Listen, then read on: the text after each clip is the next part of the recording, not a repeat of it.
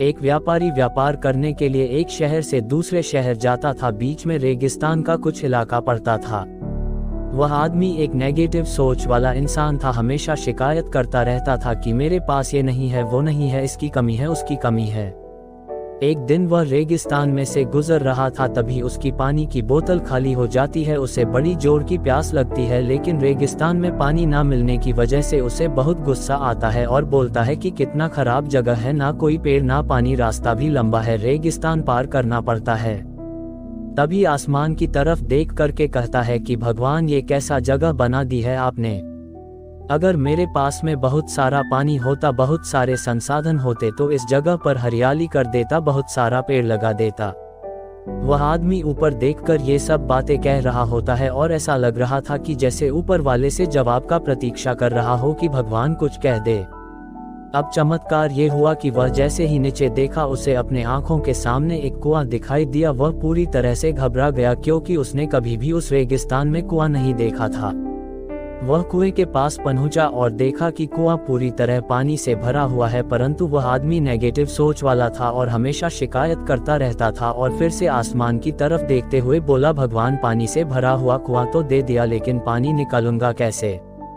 तो इस बार जब वह नीचे देखा तो फिर से चमत्कार हुआ। उसे कुएं के पास रस्सी और बाल्टी दिखाई दी, लेकिन आदमी फिर से ऊपर देखा और बोला, भगवान, अब इस पानी को ले जाऊंगा कैसे।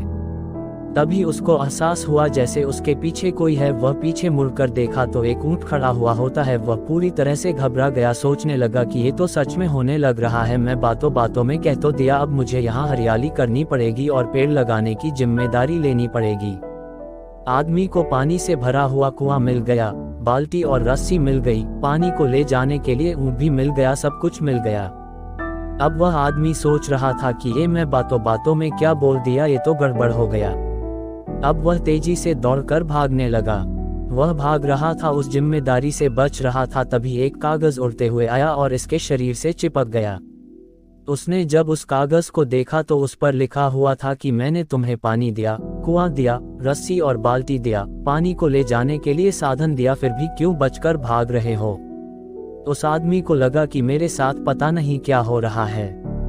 वह दौड़ते दौड़ते रेगिस्तान को पार कर लिया, लेकिन उस रेगिस्तान को हरा भरा नहीं बनाया।